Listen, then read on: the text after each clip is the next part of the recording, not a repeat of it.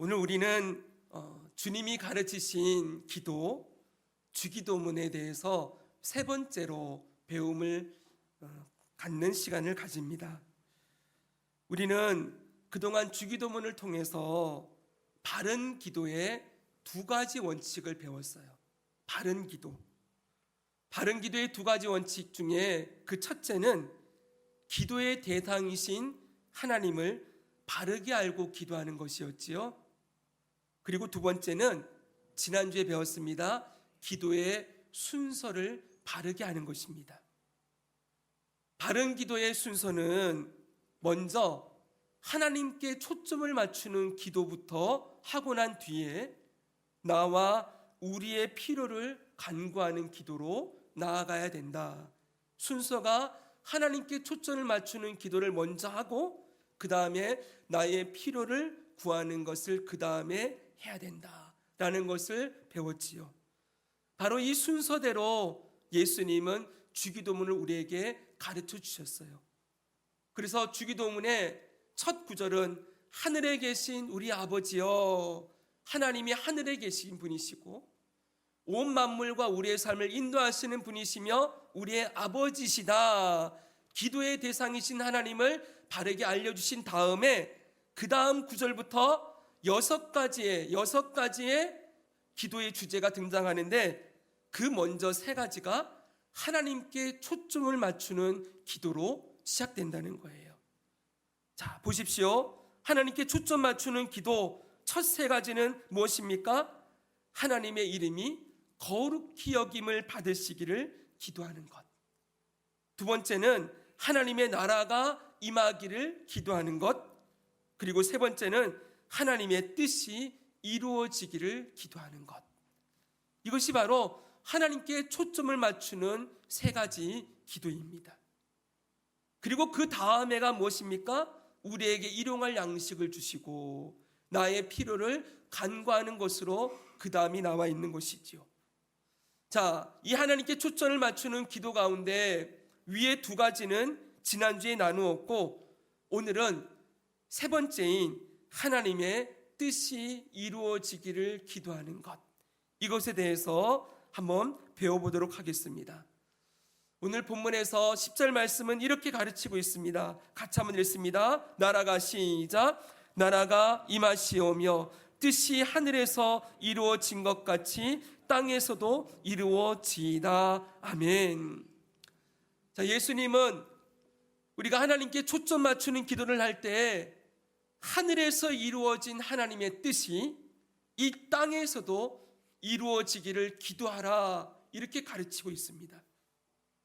그럼 여기서 우리가 먼저 생각해야 될 것이 있어요. 여기 나오는 하나님의 뜻, 하나님의 뜻이 무엇일까요?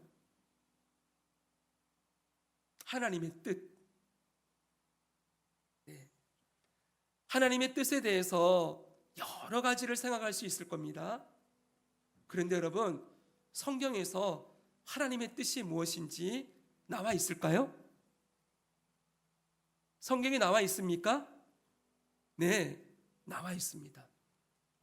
많은 성도들이 교회를 다니면서 하나님의 뜻이 무엇입니까? 그러면 잘 모르겠습니다. 그게 너무 다양하지 않나요? 각 사람에게 하나님의 뜻이 다르지 않나요? 이렇게 생각할 수 있지만 하나님의 뜻은 혹은 너무 하나님이 높으시고 위대하시고 광대하셔서 하나님의 뜻을 우리가 어떻게 다 할 수 있겠습니까? 하나님의 뜻은 다 모릅니다 라고 얘기할지도 몰라요. 그러나 다 틀렸어요, 여러분. 성경에는 분명히 하나님의 뜻이 무엇인지를 명확하게 우리에게 명시해 주고 있어요. 요한복음 6장 39절에서 40절을 같이 한번 읽겠습니다. 읽습니다. 시작. 나를 보내신 이의 뜻은 내게 주신 자 중에 내가 하나도 잃어버리지 아니하고 마지막 날에 다시 살리는 이것이니라. 내 아버지의 뜻은 아들을 보고 믿는 자마다 영생을 얻는 이것이니 마지막 날에 내가 이를 다시 살리리라 하시니라. 아멘. 하나님 뜻이 나와 있습니까? 나와 있습니다. 하나님께서 이 땅에 자신의 하나밖에 없는 아들 독생자를 보내신 이유, 그 이유가 무엇입니까? 하나님께서 아들에게 맡기신 영혼들을 모두 구원하는 것. 아들을 보고 믿는 자마다 영생을 얻게 하시는 것. 이것이 하나님 아버지의 뜻이다라고 분명하게 선포하고 있는 것이지요. 그래서 여러분, 이제 여러분은 누구에게든지 하나님 뜻이 무엇입니까? 그러면 하나님 뜻은 이것입니다라고 얘기해야 돼요. 죄인이 예수 그리스도를 믿어서 영생을 얻고 하나님의 백성, 하나님의 자녀가 되는 것입니다. 자, 한번 여러분 옆 사람에게 물어보겠습니다. 하나님 뜻이 무엇입니까? 물어보세요. 예, 대답해 주십시오. 빨리 해주세요, 여러분. 예, 죄인이 예수 그리스도를 믿고 영생을 얻어 하나님의 자녀가 되는 것입니다. 사랑하는 여러분, 이렇게 분명하게 하나님의 뜻이 무엇인지를 알려주셨어요. 그런데 이것만 있는 것이 아닙니다. 하나가 더 있습니다. 이 하나는 데살로니가전서 4장 3절에 나와 있습니다. 이 말씀도 같이 읽겠습니다. 시작. 하나님의 뜻은 이것이니 너희의 거룩함이라. 아멘.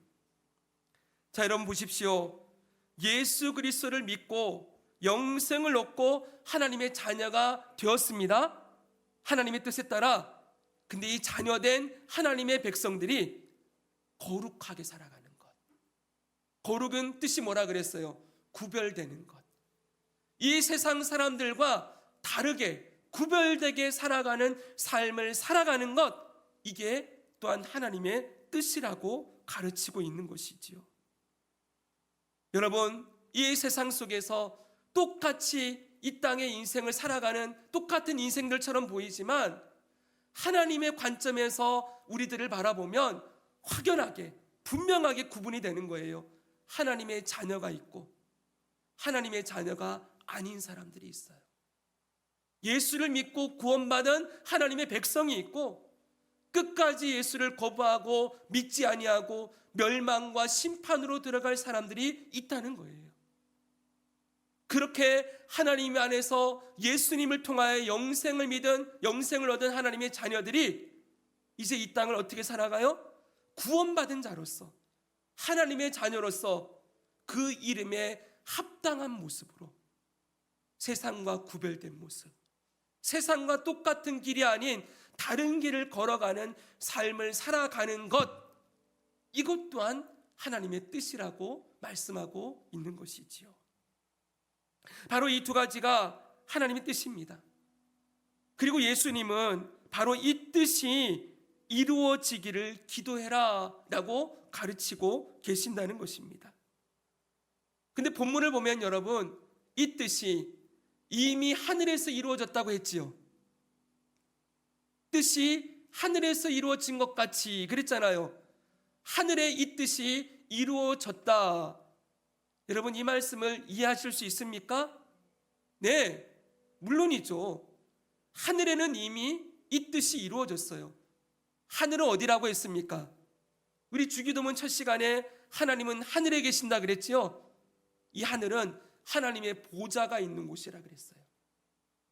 유대인들은 이 하늘을 세 개로 나누었는데 첫째 하늘은 대기권, 둘째 하늘은 우주 만물이 우주가 있는 그 천체가 있는 곳, 셋째 하늘은 하나님의 보좌가 있는 곳.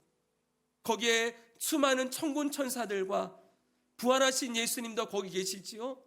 하나님의 보좌가 있는 그곳, 그곳에 누가 있을까요? 또 하나님의 보좌가 있는 그곳에 누가 있을까요? 구원받은 하나님의 백성들.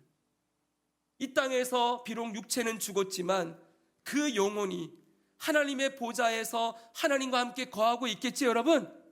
거기는 구원받은 하나님의 자녀들이 있는 곳이에요. 그리고 그들은 완전하게 거룩하게 변화됐어요. 죄가 하나도 없고 거룩이 100%를 이루어서 완전히 영화롭게 된 하나님의 자녀들이 하늘에 있어요, 지금요. 그러므로 하나님의 뜻이 죄인을 예수 그리스도로 말미암아 영생을 얻게 하여 거룩한 삶을 살게 하시는 하나님의 뜻이 하늘에는 이미 이루어졌다는 거예요. 그런데 땅을 보니까 땅은 아직 이루어지지 않았지요. 아직 이 땅에는 신자와 불신자가 나눠져 있고, 신자라 할지라도, 이 성도라 할지라도 성화의 과정을 거쳐서 끊임없이 거룩하여지고 있는 하나님의 자녀들이 이 땅에 있잖아요. 그래서 하나님은 그걸 가지고 기도하라는 거예요. 하늘에 이루어져 있는 이 뜻이 이 땅에도 이루어지기를 기도해야 한다. 사랑하는 여러분, 이게 바로 하나님께 초점을 맞추는 세 번째 기도예요. 세 번째. 하나님께 초점 맞춘다는 건 다른 게 아니죠. 하나님이 원하시는 것, 하나님이 하고자 하시는 것에 내가 기도로서 동참하는 거예요. 하나님이 이 일을 하기를 원하십니까? 하나님의 뜻이 이 땅에 이루어지기를 저도 기도합니다 라고 구하는 것이죠.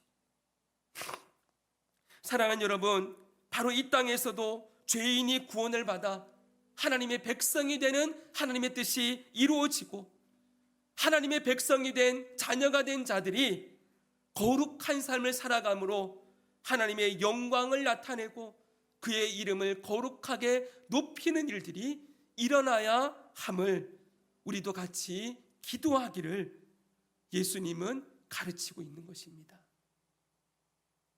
사랑하는 여러분, 다시 말씀드립니다. 신자와 불신자의 차이가 무엇입니까? 아까 말씀드린 대로 신자와 불신자는 살아가는 삶의 방식도 다르고 인생의 결말도 다릅니다. 신자는 마지막 날 우리가 이 땅에서 육체의 죽음을 경험하면 우리의 영혼이 하나님의 보좌 앞으로 가게 될 것이요, 예수님이 다시 오시는 날 우리의 육체가 부활하여 영원히 새하늘과 새 땅에서 예수님과 하나님과 성령님과 함께 살아가는 일들이 일어나지요. 그러나 불신자는 그 인생의 결말이 무엇입니까? 죽어서 그 영혼이 지옥불에 불타고 있을 뿐만 아니라 예수님 오시는 날 부활해서, 그들도 부활해서 이 죽지 않는 몸을 입고 영원히 지옥에서 고통을 받는다고 말씀하고 있어요. 인생의 결말도 다릅니다. 근데 더 중요한 건 이 땅을 살아갈 때 신자와 불신자는 삶의 방향과 목적이 다를 수밖에 없다는 거예요. 불신자는 무엇을 위해 살아갑니까? 철저하게 자기 뜻을 구하며 살아가지요. 그들은 기도도 이렇게 할 거예요. 이 땅에서 내가 살아가는 동안 나의 뜻이 다 이루어지기를 원합니다. 이렇게 기도하고 살 거예요. 오로지 입만 열면 나는 뭐 하고 싶어? 나는 이렇게 하고 싶어? 내 인생의 목적은 이것이야. 나는 이렇게 살 거야. 전부 자기만의 뜻이 있어요.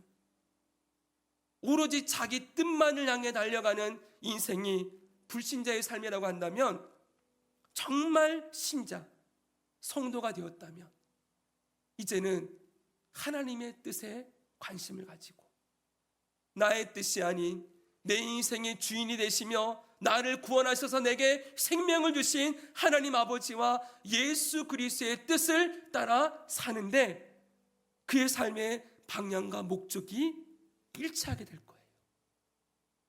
분명히 그렇죠, 여러분. 갈등도 있을 겁니다.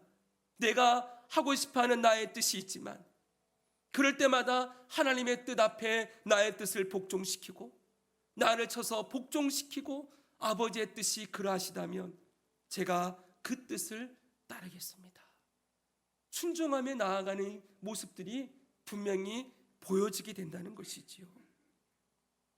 사랑하는 여러분, 저와 여러분이 정말 예수 그리스도를 통하여 구원을 받아 영생을 얻고 하나님의 자녀가 되었다면 이제 우리의 관심은 이 땅에, 우리 삶에 하나님의 뜻이 이루어지기를 구하면서, 그리고 삶의 방향과 목적이 하나님의 뜻을 따라 살아가는 것, 이것으로 변화되어야 될 줄 믿습니다. 아멘. 그럼 여러분, 구체적으로 이 하나님의 뜻이 이 땅에 이루어지기를 기도하는 것은 어떤 기도를 말하는 걸까요? 어떻게 기도하는 것일까요?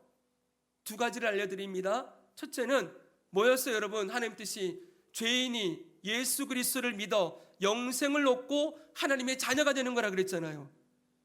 이 일이 우리의 삶의 현장에서도 일어나기를 기도하는 것이죠. 즉 영혼을 위해 기도하는 것. 이게 하나님 뜻이 이루어지기를 기도하는 거예요. 저는 늘 여러분들에게 여러분 주변에 있는 영혼들을 하나님이 여러분께 붙여주셨다 이렇게 표현합니다. 한번 따라합시다. 붙여주셨다. 네, 우리가 사람을 만나는 것은 절대로 우연이 아니에요. 불교에서 말하는 인연도 아닙니다. 하나님의 섭리입니다. 하나님께서 우리들을 그 사람 만나게 하신 거예요. 여러분, 우리의 가정을 우리가 선택했습니까?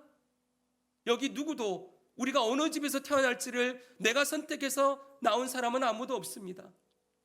우리는 우리에게 어려움을 주는 부모들이나 상처를 주는 부모들 만났을 때 왜 나를 이 집안에 태어나게 하셔서, 왜 저런 부모를 주셔서 원망하고 불평하지만, 여러분 인생을 살아가고 그리스도 안에서 우리 삶을 다시 보기 시작하면 우리를 그 가정에 태어나게 하신 하나님의 목적이 있는 거예요. 이걸 받아들이기까지가 너무 오래 걸릴 수도 있지만 분명한 건 우리에게 그 부모님을 붙여주셨다는 거예요. 거꾸로도 얘기할 수 있습니다. 우리에게 주신 자녀들, 여러분 부모님들이 가끔 이런 소리하죠. 내가 너를 낳고 싶어서 낳냐, 뭐 이런 얘기하죠. 그렇죠? 어쩌다가 자녀가 생기는 경우도 있을 수 있고, 내가 생각하고 기대하는 아들이 아닌, 자녀가 아닌 전혀 다른 모습으로 자녀가 성장하는 거 보면서 에이그 저거 누구 뱃속에서 나와서, 이런 탄식도 하지만 분명한 건 하나님의 섭리이지요. 사랑하는 여러분, 우리의 가정에 나에게 붙여주신 그 영혼들을 위하여 이 영혼이 예수 그리스도를 믿음으로 말미암아 영생을 얻고 하나님의 자녀가 되기를 기도하는 것, 이게 하나님의 뜻을 이루어지기를 기도하는 기도의 첫 번째라는 거예요. 사랑하는 여러분, 여러분들을 먼저 그 가정에서 예수님을 믿게 하신 이유는 지난번에도 말씀드렸습니다. 여러분을 그 가정에 믿음의 리더로 세우신 것입니다. 따라합시다. 믿음의 리더. 믿음으로 가정을 이끌어가는 사람이 되기를 원하시는 거예요. 때로는 자녀가 부모님의 믿음을 리드할 수 있습니다. 부모가 자녀의 믿음을 이끌어갈 수 있습니다. 여러분의 친족들을 믿음으로 이끌어가는 리더의 역할을 하라고 먼저 나에게 예수님의 사랑을 알게 하시고 믿게 하신 것이지요. 그렇게 여러분 절대로 포기하지 말고, 언제 저 마음이 열리나 여러분 낙심하지 말고, 울며 씨를 뿌리는 자는 반드시 기쁨으로 단을 거두리라. 약속의 말씀 붙들고 우리의 사랑하는 부모님들과 우리의 자녀들과 형제자매들을 위해 기도하는 일, 이것이 주님이 우리에게 가르쳐 주시는 기도라는 것입니다. 여러분, 가족뿐만이 아니지요. 여러분들에게 있는 친구들도 있을 것이고, 이웃도 있을 것이고, 직장 동료들도 있을 것입니다. 여러분, 그들을 괜히 만난 게 아니에요. 어떻게 보면 여러분들이 그 영혼들을 만났다는 건, 거꾸로 말하면 하나님이 그들을 여러분에게 붙여주셨다는 것은 하나님이 그 영혼들도 사랑하신다는 뜻이에요. 이렇게 해석을 해야 돼요. 여러분, 나에게 해코지하고 힘들게 하는 영혼이라 할지라도 그 사람을, 나를 만나게 하신 것은 그 영혼을 품고 기도하라고, 그 영혼도 구원하기를 원하시는 하나님의 백성이기에 생판 모르는 나 같은 사람을 이 사람에게 붙여놔서, 그 직장 가서 그 사람 처음 만났는데 그 사람을 위하여서 기도하는 사람으로 나를 불러놓아서 그를 위해 기도하게 하신다. 사랑하는 여러분, 이렇게 우리가 하나님의 뜻이 이루어지기를 원하는 기도자로 우리의 삶을 바라보면, 여러분 얼마나 우리 삶에 정말 하나님이 사랑하시는 영혼들이 많은지를 보게 되는 것이지요. 이게 말로는 쉽지만 실제는 어렵겠지요. 근데 하나님의 뜻이 그러하다는 거예요. 그 영혼들을 위한 중보기도자로, 우리의 중보자는 예수님밖에 없지만 그 영혼을 붙들고 예수님의 이름으로 기도하는 사람으로 저와 여러분을 세워주셨다는 것을 기억하시길 바랍니다. 여러분, 기도할 때마다 성령 하나님께서 그들의 마음밭을 변화시켜 주시기를, 그들의 그 굳어있는, 딱딱하게 굳어있는 나만을 사랑하고 나의 뜻만을 위해 달려가는 그 굳은 마음을 제거하시고 부드러운 마음 주셔서 하나님 앞에 내가 죄인임을 고백하고 예수님을 나의 구주로 영접하여 영생을 얻고 하나님의 자녀로 변화되는 일이 그들 가운데 일어나기를 기도하는 것, 바로 이 기도자로 주님은 우리를 부르셨다는 것을 꼭 기억하고 함께 기도하시면 좋겠습니다. 제가 어떤 책을 봤더니 어떤 분은 중보기도 수첩이 있대요.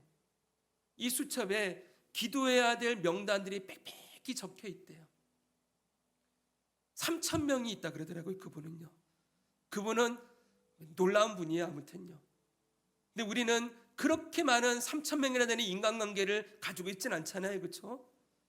어찌되었던 여러분 한번 정리해 보십시오. 내가 기도해야 될 영혼들, 나에게 붙여주신 영혼들, 그 영혼들의 이름을 적어놓고 여러분 일주일에 한 번씩은, 아니면 한 달에 한 번씩은 그 이름들을 놓고 주님 앞에 천천히 기도하는 시간을 가지십시오. 여러분, 이렇게 기도하다 보면 기도가 깊어질 수밖에 없는 거예요.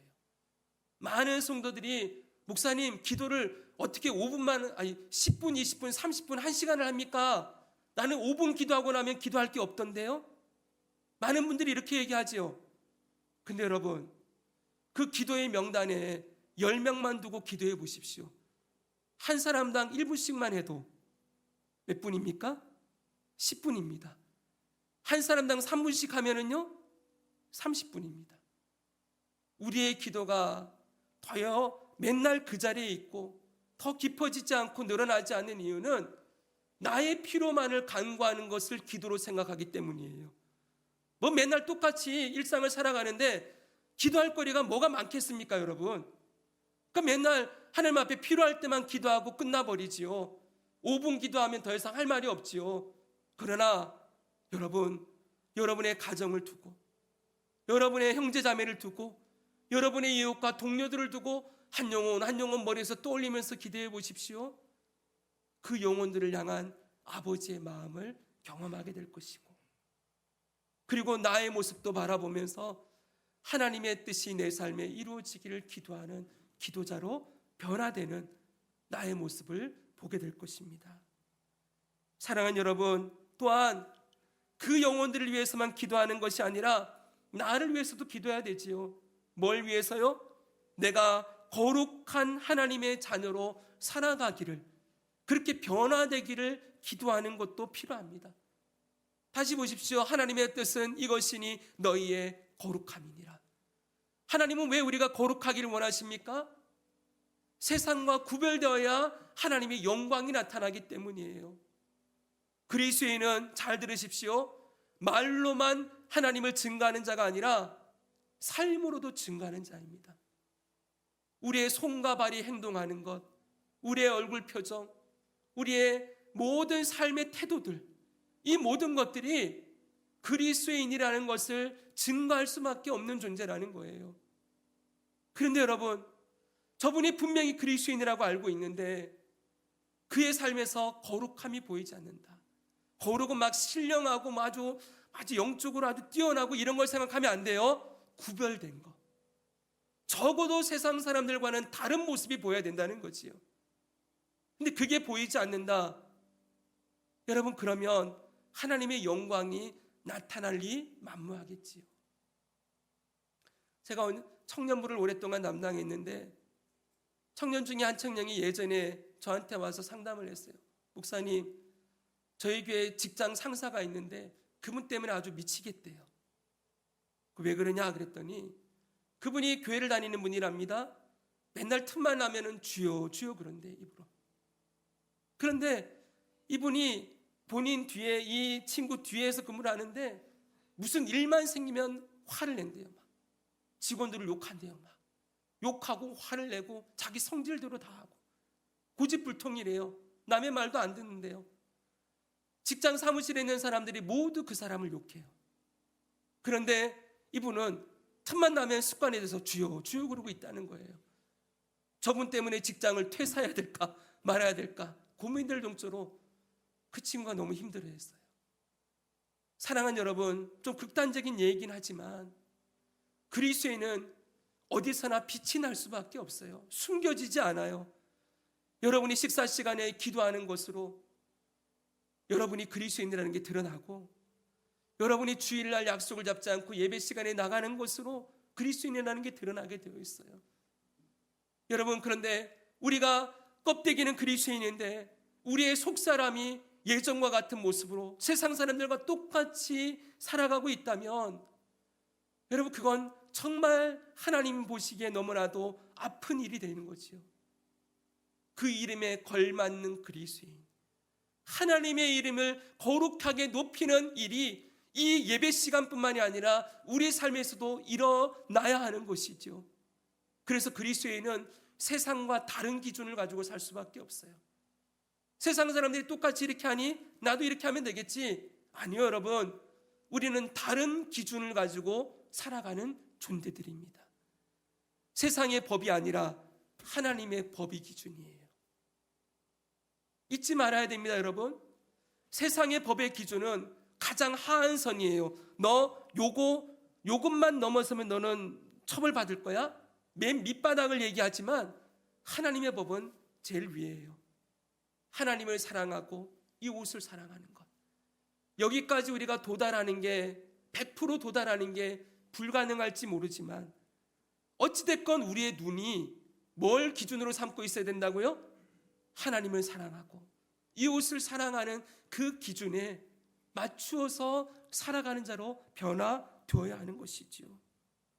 그래서 여러분, 우리의 삶을 통하여서도 우리의 거룩함이 세상과 구별됨이 나타나서 하나님의 영광이 나타나고 불신자들 가운데 예수님의 생명 역사가 흘러가는 복음의 통로의 삶이 되기를 기도하는 것도 하나님의 뜻이 이루어지기를 기도하는 거라는 거예요. 이렇게 되기 위해서는 여러분, 성경 구절을 두 구절 또 읽어야 됩니다. 데살로니가전서 5장 16절에서 18절 같이 읽습니다. 시작. 항상 기뻐하라, 쉬지 말고 기도하라, 범사에 감사하라. 이것이 그리스도 예수 안에서 너희를 향하신 하나님의 뜻이니라. 아멘. 항상 기뻐하고 범사에 감사하고 쉬지 말고 기도하는 것, 이게 하나님 뜻이래요. 이 말씀도 아까 데살로니가전서 말씀으로 가야 돼요. 지금 데살로니가전서 5장이죠, 여러분. 이게 아까 하나님의 뜻은 너희의 거룩함이 되는 4장이에요. 앞장에 하나님 뜻이 너희의 거룩함이라 말씀해 주시고 난 다음에 5장을 딱 여니까 항상 기뻐하고 기도하고 감사하라. 이것이 하나님 뜻이다라고 말씀하는 거예요. 여러분, 우리가 거룩하게 이 땅을 살아가기 위하여서 이것이 필요하다는 거죠. 항상 기뻐하는 것. 누군가가 와서 어려운 일을 당한 여러분을 보면서 당연히 저 사람이 얼굴에 소위 말하는 죽상을 하고 막 괴로워하고 있어야 될 것 같은데 기뻐하는 모습 보면서, 아니 과장님은 이 상황에서 웃음이 나오세요? 왜 그렇게 기뻐하세요? 여러분, 그렇게 물을 수 있는 사람이 되어야 된다는 거예요. 아, 나는 내가 믿는 하나님 때문에 나는 웃을 수 있어. 하나님이 나의 아버지가 되셔서 이 상황을 다 보시고 있고 이걸 하나님이 바꾸셔서 가장 선한 길로 인도하실 걸 나는 믿어. 여러분, 거기에 하나님의 영광이 나타나지 않겠습니까? 범사에 감사하라. 늘 감사하는 거예요. 뭐가 그렇게 감사해요? 나는 나를 구원하신 예수님 때문에 너무 감사해. 여러분, 늘 기도하는 자로 살아가는 거예요. 이게 세상과 다른 그리스도인의 삶의 태도인 거예요. 다시 여러분, 우리 기뻐하고 감사하고 기도하는 모습으로 돌아가기를 바랍니다. 혹시 잊어버리고 있었다면, 현실에 매몰되어서 내가 살아가는 것만 보면서 맨날 이 땅을 어떻게 살까 이것만 보고 있었다면 눈을 들어보십시오. 하늘에 우리의 아버지가 계십니다. 가장 선한 길, 완전한 길로 인도하시는 아버지가 계시기에 우리는 기뻐하고 감사하고 그분께 우리 삶을 맡길 수 있습니다. 이 모습으로 살아가는 게 바로 거룩함을 나타내는 거예요. 하나가 더 있습니다. 여러분, 베드로전서 3장 17절은 이런 말씀도 나옵니다. 같이 읽습니다. 시작. 선을 행함으로 고난받는 것이 하나님의 뜻일진데 악을 행함으로 고난받는 것보다 나으니라. 아멘. 여기는 선을 행하면서 고난받는 것도 하나님 뜻이래요. 보십시오, 여러분. 다른 영혼들을 섬긴다는 것, 그 영혼들을 품고 기도한다는 것, 때로는 너무 속이 아리고 아플 때가 있지요. 내가 아무리 그 사람을 내 마음을 다해서 섬기고 헌신해도 그 사람이 나의 호의를 권리로 받아들이고 오히려 호의를 바꾸어서 더 악하게 여러분 그걸 이용해 먹으면 우리의 가슴이 얼마나 썩어지고 문드러지겠습니까? 선을 행할 때 고난받는 건 여러분 어쩌면 당연한 일이에요. 우리의 마음을 세상 사람들이 다 알아줄 리가 없습니다. 나는 정말 주님 앞에서 저 사람을 정직하고 성실하고 최선을 다해 아껴주려고 하는데 그 마음이 전달되지 않고 오히려 해로 다가올 때 우리는 너무 힘들습니다. 내가 그 영혼에 의해서 기도하고 있는데 여전히 변화되지 않고 악한 모습을 그대로 드러내고 있으면 마음이 상하지요. 근데 그것도 하나님 뜻이라는 거예요. 악을 행함으로 고난받는 것보다 선을 행하고 고난받는 게 훨씬 낫다. 나은 정도가 아니라 그게 하나님의 뜻이라고 말씀하고 있는 것이지요. 내가 고난을 받지만 여러분 이 고난을 통하여서 그 한 영혼이 주님께로 돌아오게 된다면 그것보다 더 가치 있는 일이 어디에 있겠습니까? 사랑하는 여러분, 그렇기에 이 길을 가고 영혼을 품고 끝까지 사랑하고 기도하는 이 기도를 드리는 것, 이것이 하늘의 뜻이 이 땅에서도 이루어지기를 원하는 그 기도라는 걸 기억하고 함께 기도하시면 좋겠습니다. 사랑하는 성도 여러분, 지금 이처럼 우리의 모든 삶이 하나님의 뜻이 이루어지는 삶으로 변화되기를, 살아가기를 기도하는 건 너무나 중요한 기도예요. 자, 이제 여러분, 하나님께 초점을 맞추는 기도가 제일 먼저 해야 되는 기도라는 것을 우리가 배웠습니다. 그 세 가지가 나오죠. 처음엔 따라합시다. 하나님의 이름, 두 번째는 하나님의 나라, 세 번째는 하나님의 뜻.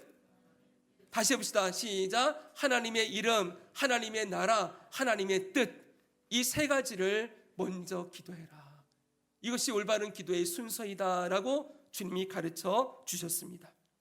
그러면 이제 그 다음으로 넘어가서 나와 우리에게 초점을 맞추는 기도에 대해서 한번 살펴보겠습니다. 주기도문에는 나와 우리에게 초점을 맞추는 기도에 대해 세 가지를 가르치고 있습니다.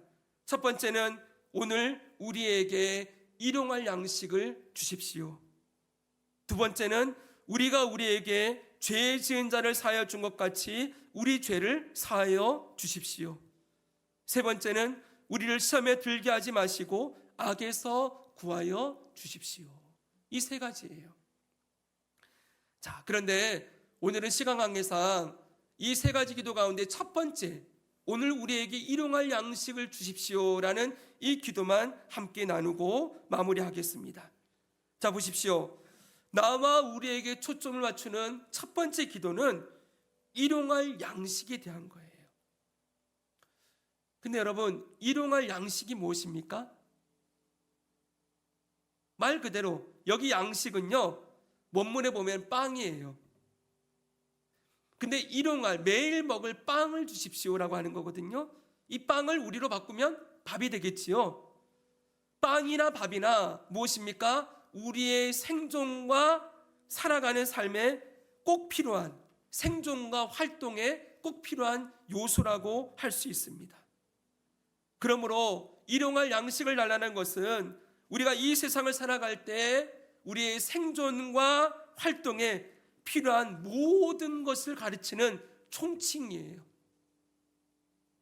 우리의 삶에 필요한 것이 뭐가 있을까요, 여러분? 제가 크게 세 가지로 나눠봤어요.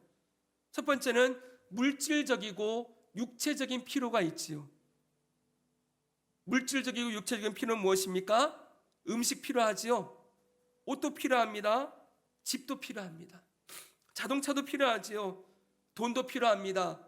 우리 가정이 생활하는데 필요한 여러 가지 것들 다 필요합니다. 그리고 직장과 일터에서 여러분들이 필요한 부분들도 있을 겁니다.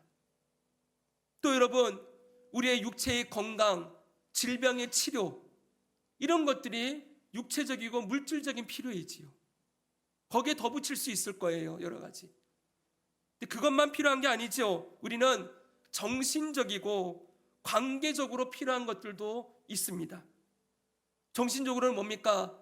우리의 마음의 평안, 그리고 불안과 염려의 다스림, 복잡하고 정리되지 않는 생각이 정리되어지는 것, 상처 입은 마음의 치유와 회복, 다른 사람과의 올바른 관계, 직장에서나 일터에서 일 처리하는 방식의 지혜 등등. 여러분, 우리의 정신적이고 관계적으로 필요한 수많은 요소들이 우리 삶에 있어요. 그것만이 아니라 국가적이고 사회적인 필요도 있습니다. 안정된 사회와 정치를 위하여, 정부와 지도자들의 정의로움을 위하여서, 문화와 교육과 사회제도의 안정을 위하여, 그리고 이 땅의 죄악과 악함을 다스려 주시기를, 제거해 주시기를 위하여, 그리고 환경보호와 기후변화의 안정을 위하여, 전쟁과 여러 가지 재난의 해결을 위하여, 이런 여러분 국가적이고 사회적인 필요를 위한 기도도 우리에게 있을 수 있지요. 여러분, 이 일용할 양식을 주소서라고 할 때 이 모든 것들을 다 집어넣을 수 있다는 거예요. 이 모든 필요들을 이 시간에 구하는 거예요. 그런데 여러분, 이 일용할 양식을 주소서라고 하나님께 기도한다는 건 어떤 의미가 담겨져 있습니까? 하나님이 우리의 기도를 들으시고 이것을 해결하실 능력이 있으시다. 다시 말씀드려요. 해결할 능력이 있으시다. 이것을 믿는 것이지요. 정말 믿습니까, 여러분? 네, 해결할 능력이 있으심을 믿고 기도하는 거예요. 그런데 혹자는 이렇게 질문할 수 있습니다. 이런 질문 여러 번 제가 들어봤어요. 아니, 목사님, 하나님은 아까 주일학교도 얘기했지만 우리에게 필요한 것을 미리 아시고 다 공급해 주시는 분이신데, 그리고 또 어차피 하나님이 일하시는데 내가 꼭 기도할 필요가 있을까요? 어떻게 생각하십니까? 하나님이 내가 말하지 않아도 다 아시고 내게 필요한 것을 기도하기도 전에 다 아신대요. 그리고 어차피 하나님이 다 보시고 일하시고 역사하세요. 그럼 내가 꼭 기도해야 돼요? 안 해도 다 해주시는데요? 어떻게 생각하십니까? 네, 여러분, 여기서 우리는 꼭 기억해야 될 중요한 주제가 있어요. 기도가 무엇인가라는 거예요. 기도를 하나님께 내가 필요한 것을 간구하는 것으로만 생각하면 다 아시는데 기도할 필요 없지요. 어차피 다 주실 텐데요, 뭐. 그런데 여러분, 기도를 하나님과의 교제, 하나님과의 만남이라고 생각해 보십시오. 여러분, 이 교제의 시간에는 하나님이 다 아시지만 그래도 내가 필요한 것, 자녀로서 아버지, 저 이거 하다 보니까 이게 필요해요. 아버지 아시겠지만 그래도 아버지 도와주세요. 아버지, 지금 누가 이런 어려움을 당하고 있대요. 아버지께서 다 해결하실 수 있지만 그래도 하나님 도와주셔야 돼요. 여러분, 우리가 정말 존경하고 사랑하고 아주 의지할 수 있는 대상을 만났을 때 그냥 만나서 필요한 것만 얘기하고 그냥 끝내지 않잖아요. 그 시간에 우리 삶에 일어난 모든 일들을 같이 내놓고 상의하고 얘기하고 그러면서 기뻐하고 슬퍼하고 같이 마음을 나누면서 그 시간을 보내지 않습니까, 여러분? 하나님과의 기도의 시간이 그런 시간이라는 거예요. 그러니까 내가 필요한 것만 딱 구하고 일어나 버리는 그건 기도의 절반도 안 하고 있는 거예요. 절반이 아니라 10분의 1도 안 하고 있는 거죠. 그 기도를 통해 하나님과 누리는 풍성한 교제에 내 할 말만 딱 하고 일어나 버리는 건 정말 기도의 참맛을 경험하지 못하는 것이라고 할 수 있습니다. 그래서 여러분, 우리가 필요한 것을 하나님께 기도하는 것, 이 모든 상황들을 하나님께 아뢰는 것, 그건 하나님과의, 아버지와의 교제를 더 풍성하게 누리는 통로가 되는 거예요. 그래서 에스겔서에 보니까 이렇게 말씀해 놓았어요. 분명하게 말씀합니다. 같이 한번 읽습니다. 시작. 나 여호와가 말하였으니 이루리라. 주 여호와께서 이같이 말씀하셨느니라. 그래도 이스라엘 족속이 이같이 자기들에게 이루어 주기를 내게 구하여야 할지라. 아멘. 하나님 말씀하세요. 내가 다 이루리라. 내가 말하였으니 내가 다 할 거다. 근데 그 다음 뭐라고 말씀하세요? 그래도 이스라엘 족속이 이같이 자기들에게 이루어 주기를, 하나님 말씀하신 것을 이루어 주기를 내게 구해야 할지라. 꼭 기도해야 들어주겠다 이런 말이 아니죠. 이 성경 구절에 들어있는 뉘앙스가 있잖아요. 하나님이 뭘 하길 원하는 거예요? 다 알아서 해주실 수도 있지만 그래도 내 자녀들이 내게 와서 기도하기를 원한다. 뭘 원하는 거예요? 교제하기를 원하신다는 거예요. 여러분, 아들이, 딸이 학교 갔다 와서 엄마 아빠 일로 와보세요.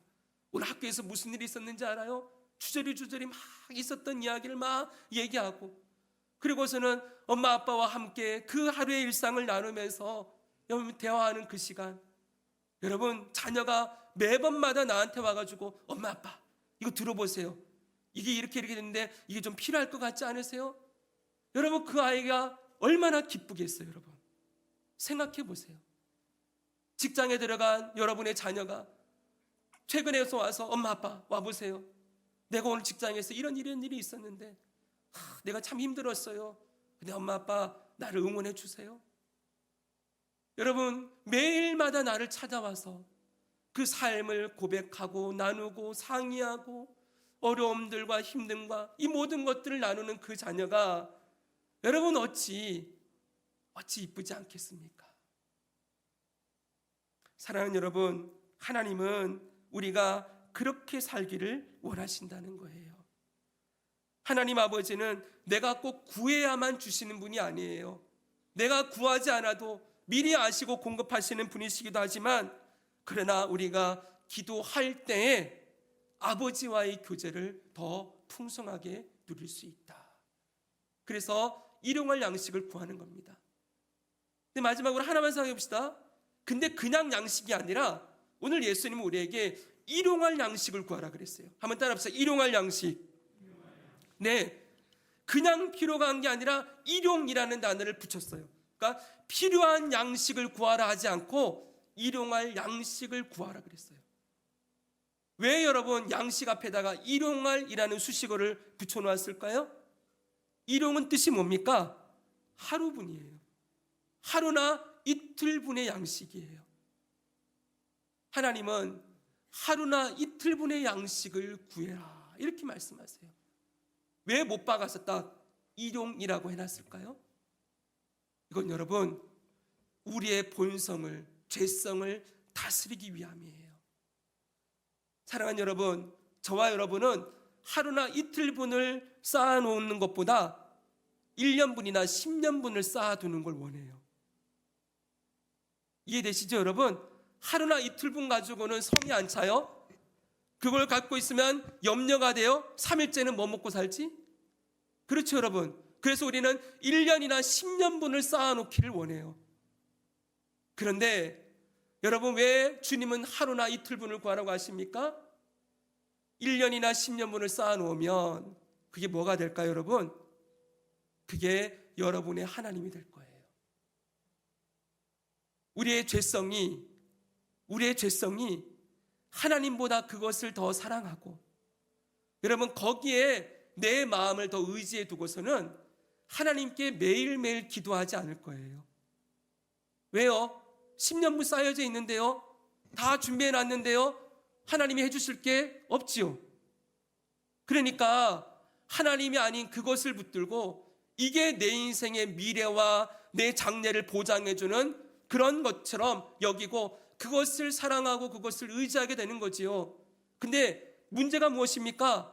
절대로 우리는 거기서 끝나지 않아요. 10년분을 쌓아두면은 30년분을 쌓아두기를 원하고, 우리의 탐욕은 끝이 없어서 내가 필요한 것보다 더 많은 것들을 쌓아두기를 원하는 게 인간의 죄된 본성이라는 거예요. 탐심이 발동하기 시작한다는 거죠. 10년분 쌓아놨다고 만족하지 않아요.